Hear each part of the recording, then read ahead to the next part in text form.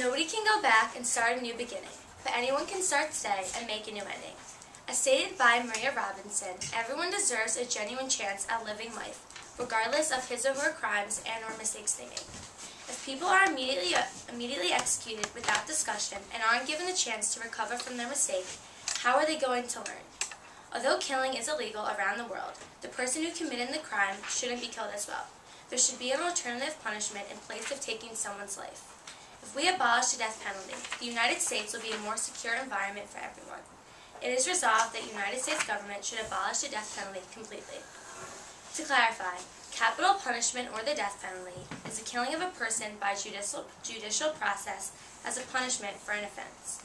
Basically, the death penalty is taking one's life for another. Is it fair for one's life to be taken away from him or her because they took another person's life away from them? Many say that karma is alive, and what one does to another should be done to them. However, death would be the easy way out of committing such a horrible crime.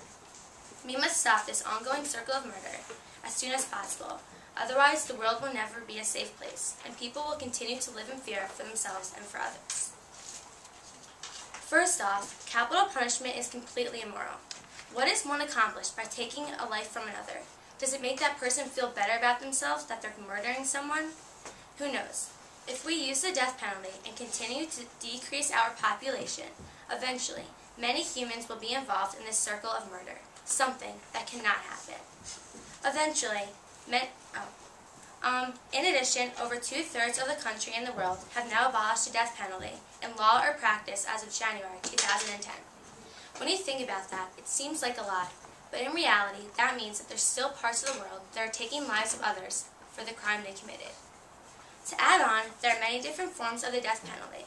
In 1913, hangings did all executions. From then on, the killings were done by electric chairs. The criminal would sit in this chair, and their brain would immediately fry, and within minutes, they would be electrocuted to death. In 1995, states that obtained the death penalty law switched their methods to lethal injections. Lethal injections is when someone was given a needle, and in that needle are different forms of drugs that at first put the person to sleep, then stops their breathing rate, and eventually stops the heart, and the person dies. This method goes completely against the 8th Amendment, which states that there is to be no harsh, cruel, or unusual punishment, therefore stating that the death penalty is breaking a law that has been passed and must be followed. If people are put to death for a crime, it's basically saying, I don't want to deal with you, so I'm just going to kill you. People need to be taught a lesson from their mistakes, otherwise they will never learn. Research has proven that when someone makes a mistake and are punished for it, they tend to not repeat the mistake they made. Life in a cell will give criminals more than enough time to think out their wrongdoings. Prison life is very difficult, especially when one is living with their regrets that may or may not tear them to pieces. A criminal who has committed the crime of murder tends to follow this daily schedule. They are woken at 4 a.m. every morning and are to be dressed in his or her prison suit and are isolated from all other prisoners, ready for a hard day of labor. They are given 3 meals a day and have 3 to 4 hours of rest time, which they are to spend alone in their cell. As you can see, prison life is not that easy. They actually have to suffer the consequences for their crime and are forced to learn from their mistakes. Research shows that 35 out of the 50 United States follow the death penalty law. More than half of the USA chooses to obtain this cruel and harmful rule. In addition, people who have mental disabilities should not be blamed for their actions. They cannot be held as responsible for committing the crime because, for the most part, they cannot help it. From the years of 1976 to February of 1977, at least 30 culprits were killed, although it was proven that the criminal had a low sense of understanding. So the Supreme Court is already reconsidering the fact that mentally ill people should not be killed, because in reality they are practically innocent. In my research, I found a very heart-wrenching story. In Arkansas, a man of the name Ricky Ray Rector was forced to walk to his death chamber in 1992. Before his death sentence, he asked a police officer standing at the door to save his last piece of pecan pie that he had from his most recent meal.